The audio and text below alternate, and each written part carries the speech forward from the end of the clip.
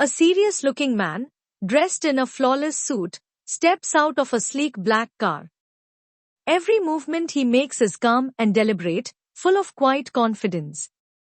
He walks toward a glamorous poolside party at a luxury hotel, where warm lights dance on the water and the air hums with soft music and laughter. As he passes, two guests notice him. One leans in and says to the other, "That's Lee Young-joon." Since he became the vice chairman of Young-joon Group, the company's profits have doubled. The partygoer goes on, calling him the most capable young CEO in the country, someone with not only unmatched skills but also a flawless face and body. A woman nearby lowers her voice to share a rumor that Young-joon avoids women altogether. But another woman quickly jumps in, claiming she's actually dating him. Still, she admits with a sigh that he always keeps his distance. Just then, Young-joon enters the room. He barely acknowledges the greetings tossed his way, walking past them without a glance. He settles alone onto a sofa, every movement composed and elegant.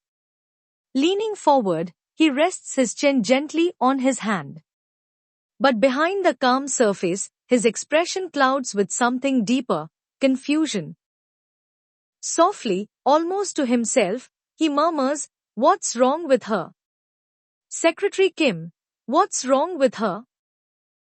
The woman in question, Kim Miso, begins her workday not at the office, but at Vice Chairman Lee Young-joon's home. She moves with practiced ease, preparing his tea and carefully selecting his suit and accessories for the day. As she helps him with his tie, he looks at himself with great satisfaction and declares with dramatic flair, "My aura is shining today." Miso suppresses the urge to roll her eyes and, keeping a straight face, agrees that yes, he does look dazzling. Young-joon tells her not to answer an incoming call from an executive director. He's not in the mood to let bad news ruin his morning. He adds that the man is not only incompetent but also completely unaware of it. "How is that even possible?" he asks. With a small, indulgent smile, Miso replies, "Not everyone can be as perfect as you." He chuckles, clearly pleased. When the phone rings again, she glances at the caller ID and says dryly, "This time, it's from an absolute sinner." Later, Miso accompanies Young-joon to work and trails him into another director's office. The moment they enter, the director jumps up nervously, insisting there's been a misunderstanding. But Young-joon doesn't give him a chance to explain. He launches into a cold, sharp lecture, listing the man's inappropriate behavior during work hours in cutting detail. When he finishes, Miso calmly takes away his cigarette and sends him off to a board meeting. Once Young-joon is gone, Miso turns to the shaken director and softens her tone. She tells him that Young-joon is only this harsh because he's disappointed. She gently advises him to go home and rest. The moment he leaves, however, she picks up the phone and calls security to clear out his desk. Turning to his secretary, she reminds her with quiet finality, Vice Chairman Lee doesn't give second chances. At the board meeting, Director Park Yoshik presents an ambitious plan to buy an airline and turn it into a globally recognized brand within 5 years. But before he can finish, Young-joon cuts in, correcting his math with sharp precision. Without waiting for a response, he orders Yoshik to go ahead with acquiring the airline, then abruptly strides out of the room. The moment he's gone, the executives let out a collective sigh and sink into their chairs, complaining that Vice Chairman Lee is far too intense. Yoshik suddenly gasps and looks toward the door as if Young-joon has returned. The executives instantly freeze in panic. When they realize it was a joke, they groan, annoyed that Yoshik only did it because they were bad-mouthing his best friend. Later, after overhearing Miso speaking fluent English on a call, Young-joon comments that her English has come a long way since their first trip to the US 9 years ago. He credits her progress to his constant support. Miso replies that it's really because he embarrassed her every time she got something wrong. Oblivious to her sarcasm, Young-joon nods seriously and says if scolding and shame help, he'll continue doing both. He then corrects her pronunciation of the word accent, completely missing her expression. That evening, the two arrive at an extravagant party. Young-joon looks sharp in a perfectly tailored tuxedo, while Miso turns heads in a stunning red dress.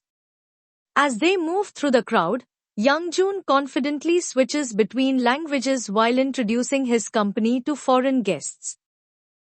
At one point, 3 glamorous women light up when they see him walking in their direction. But instead of stopping, he walks right past them to admire himself in a large mirror. Miso joins him, and without missing a beat, tells him that yes, he does look perfect. On the way home in the car, Young-joon casually mentions that Miso spent quite a while chatting with some Spanish men who were clearly flirting with her. She admits with a laugh that she doesn't actually speak Spanish, she was just guessing what they were saying based on their tone and gestures. Then she shows him the simple ring she wears on her left hand to ward off unwanted attention. Young-joon sees it, and a satisfied smile plays across his face. As a reward for handling the evening so well, Young-joon turns to Miso and offers her a chance to make a request, anything she wants. But before she can answer, he smirks and warns her not to confess her love for him. Without missing a beat, Miso calmly tells him that he needs to start looking for a new secretary, because she's quitting. For a moment, Young-joon just stares at her, stunned. He asks why, his voice edged with disbelief, but she only says that it's personal. He nods slowly, saying that if it's what she really wants, then he won't stop her. But his expression tightens, the weight of her words settling in. That night, Young-joon lies in bed, restless. He tosses and turns, staring at the ceiling, unable to understand why he can't fall asleep. The next morning, one employee whispers to his coworkers that Miso is resigning. They laugh it off, refusing to believe it, until Miso walks in and confirms it herself. Their reactions are a mix of shock and confusion, and when they press her for a reason, she firmly shuts down their wild guesses, repeating simply that it's personal. Later, in the break room, Sarah and Young-ok sit with Miso to talk about her resignation. Sarah watches closely as Miso prepares Young-joon's tea, convinced that she'll be the next secretary because, according to her, she's the prettiest woman in the office. Young-ok scoffs in irritation. As soon as Sarah looks away, Miso takes the chance to quietly slip out of the room. Upstairs in Young-joon's office, he notices Miso jotting something down after his chair lets out a small squeak. He eyes her and says, with confidence, that he knows exactly what she's thinking. "You're not really planning to quit," he says. But Miso replies calmly, "I am."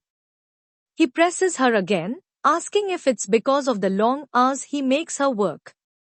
She doesn't answer. Instead, she gently says she'll do her best to find the perfect replacement.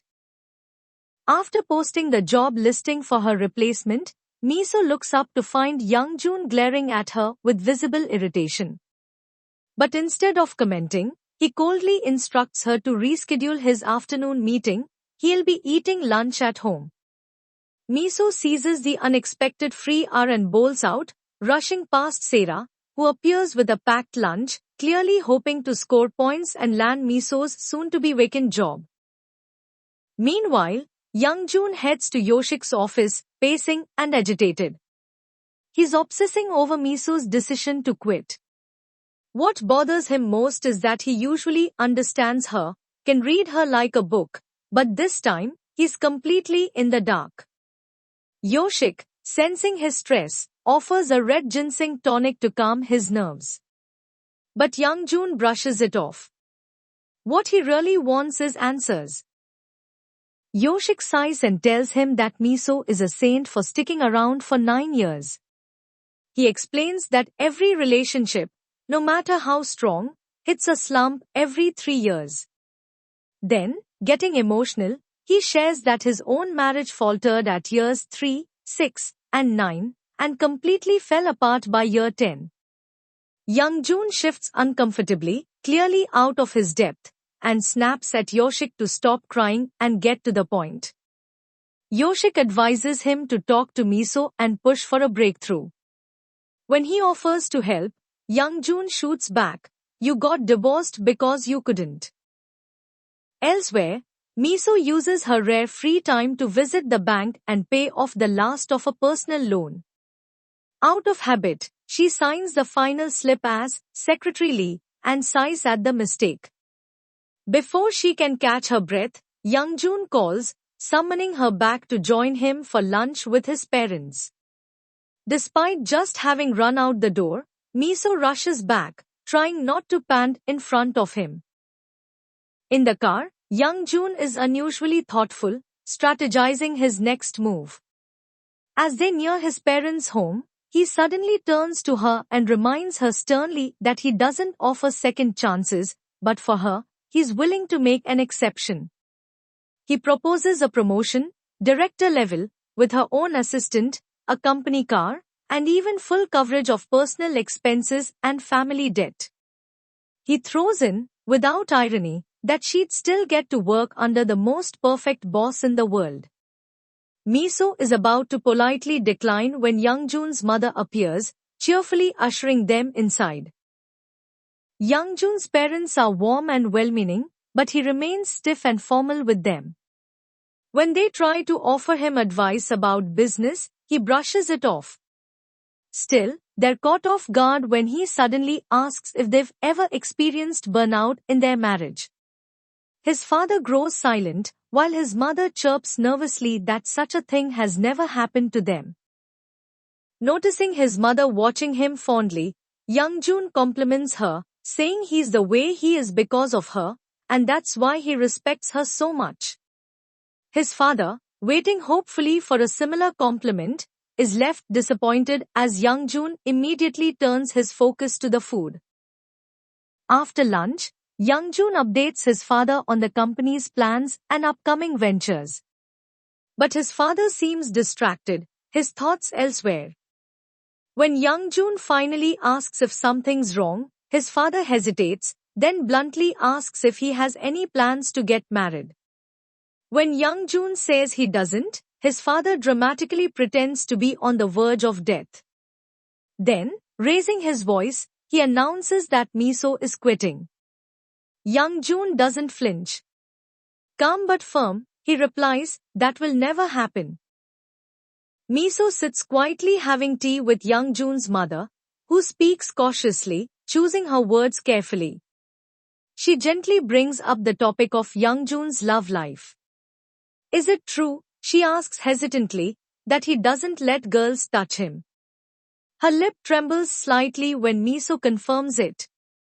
Then, struggling to say the word, she tries to ask if her son might be gay, but can't quite bring herself to say it. Miso, feeling sorry for her, quickly blurts, "Gay? Oh no, of course not." She reassures the mother that, having worked for Young-joon so long, she would know if anything was off. The mother admits she and Young-joon's father have been worried about him and wonders how women see him. Miso answers simply, "He's perfect." The mother sighs and says she wishes someone nice would date him, maybe even someone like Miso. Miso's face flushes with embarrassment. But the mother bursts out laughing and says she was only joking. Miso is saved from the awkward moment when Young-joon arrives. As they walk toward the car, Miso tells him what his mother said, that she was trying to set something up between them. Young-joon curiously asks if she was excited. Miso just shakes her head and says it only reminds her that she needs to quit as soon as possible. That evening, Miso has dinner with her two older sisters. They express guilt for leaving most of the family's debt to Miso to pay off. She brushes it off, saying it's okay since they started helping eventually. She adds, half joking, that at least they didn't cause trouble like their father, who recently borrowed money from a loan shark. She casually mentions she sold her car to pay off the debt, the same car Young-joon bought for her after she missed her bus last week. She flashes a bright smile and laughs, saying she feels better now that the debt is gone, but there's a faint strain in her voice that betrays her true feelings. Meanwhile, Young-joon dines with Yoshik, still irritated by Miso's resignation. Yoshik suggests something sudden must have pushed her to quit. Young-joon's mind drifts back to the day she announced it. Over dinner, Miso's pollen allergy flares up, making her think back to the party. He remembers a woman named Jiran, wearing a red dress much like hers but much shorter. Jiran had clung to Young-joon, acting cute as she said she came just to surprise him. But he quickly pulled her hand away. Jiran asked if Young-joon had noticed anything different about her. Young-joon glanced at Miso, who subtly touched her throat to hint something. That made Young-joon compliment Jiran's necklace, which, as it turned out, was actually bought by Miso, though Young-joon had apparently given it to her. Jiran had pouted, saying she wanted flowers for her birthday.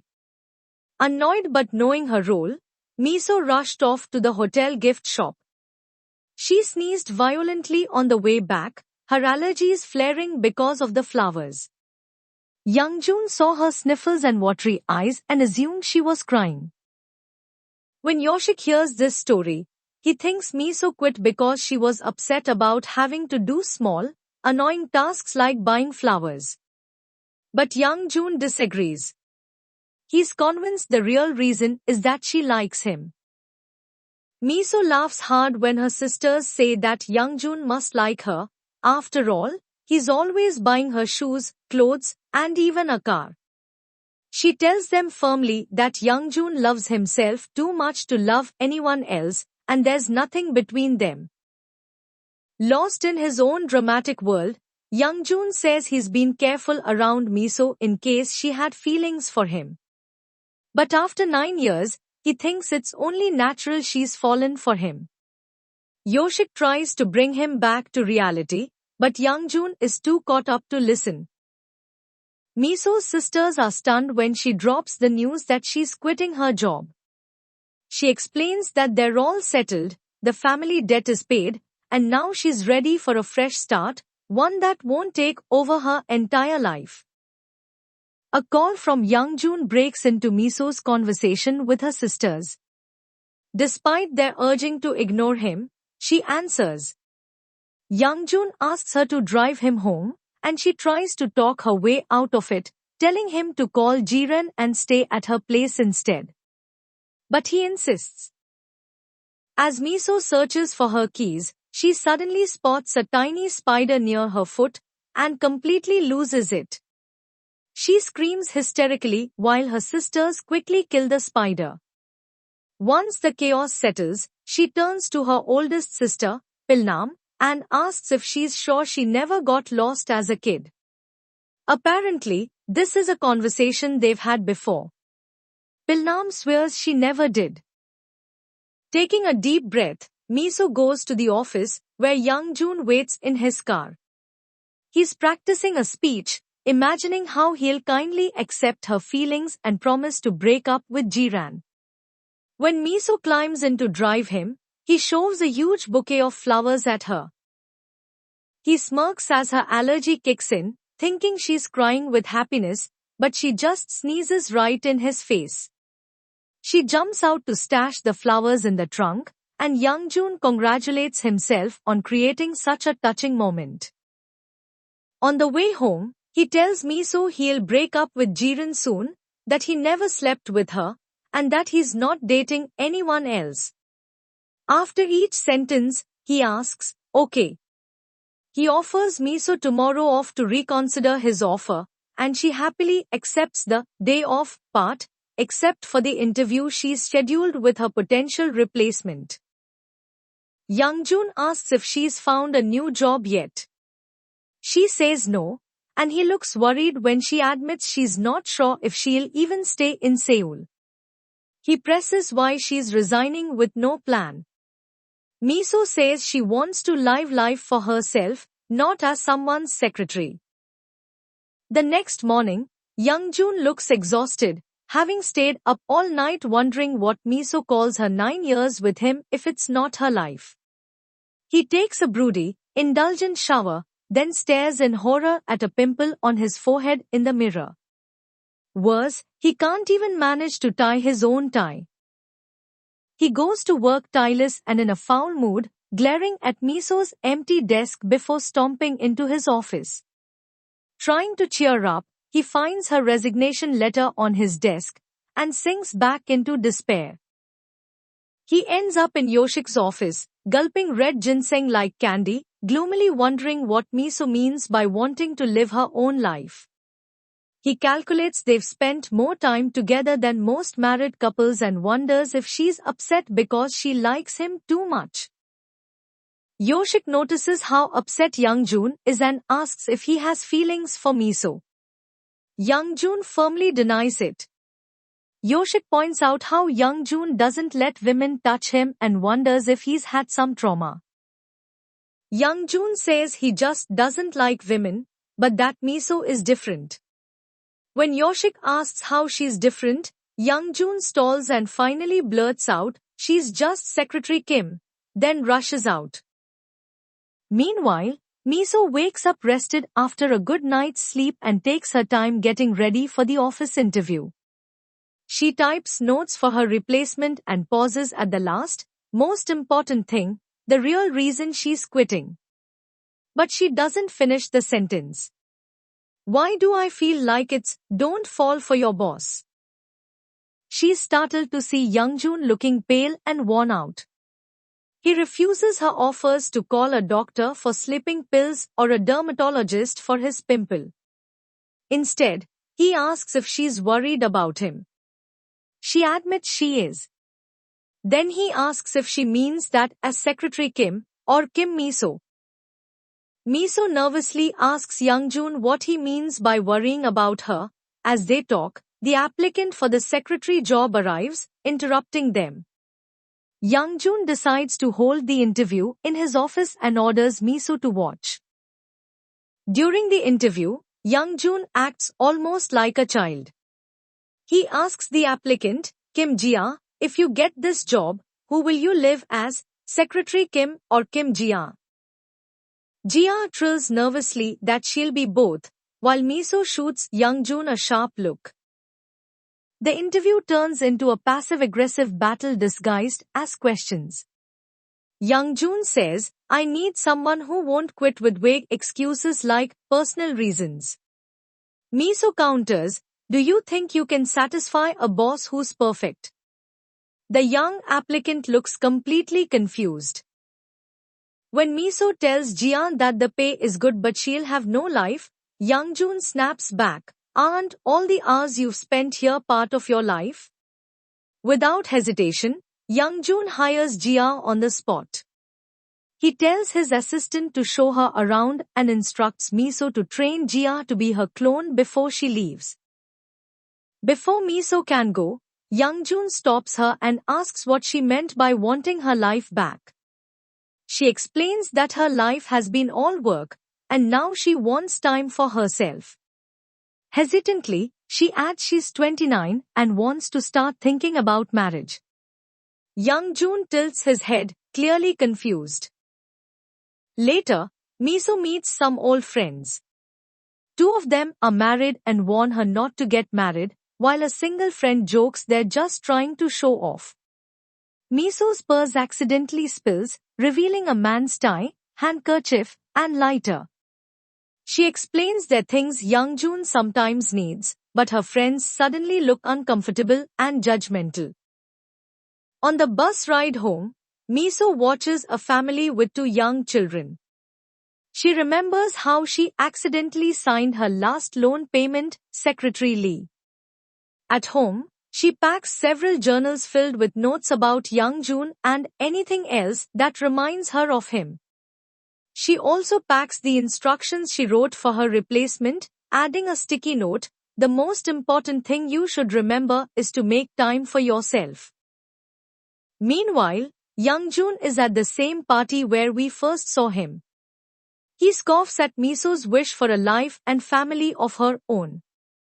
He asks Jiran what she thinks of him, and she flirts openly, calling him successful, handsome, and sexy. She puckers up for a kiss, but Young-joon suddenly rushes to his car and speeds away. Miso is at home, her hair loose around her shoulders, dressed comfortably. She's about to open an old personal journal when there's a sudden knock on the door. She opens it to find Young-joon standing there, his face dark with frustration. Without waiting for an invitation, he says firmly, "We need to talk, outside." Outside, Young-joon wastes no time. He asks, his voice low and tense, if Miso really meant what she said about dating and marriage. Miso raises an eyebrow, asking if this is why he's showing up so late. But Young-joon presses on, asking if she's been secretly seeing someone behind his back. He quickly insists he's not angry, it's none of his business, but when Miso says she's not dating anyone, he bursts out, "Of course not." Miso looks at him, confused and wary. She explains how, for years, she's had to be at work by 6 in the morning, never knowing when her day would end, always ready to drop everything whenever he called. Young-joon isn't convinced. He asks if that's really the only reason she's quitting. Miso turns the question back to him: who will take care of her when she's older if she ends up on his bad side and gets fired?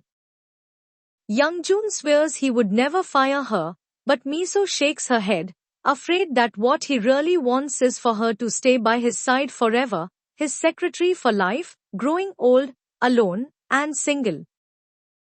Young-joon looks at her, searching her eyes. Then he asks quietly, "Are you really quitting just because you want to get married that much?" Miso nods honestly. Young-joon pauses, thinking it over, then finally says with surprising certainty, "Then keep your job. I, Lee Young-joon, will marry you."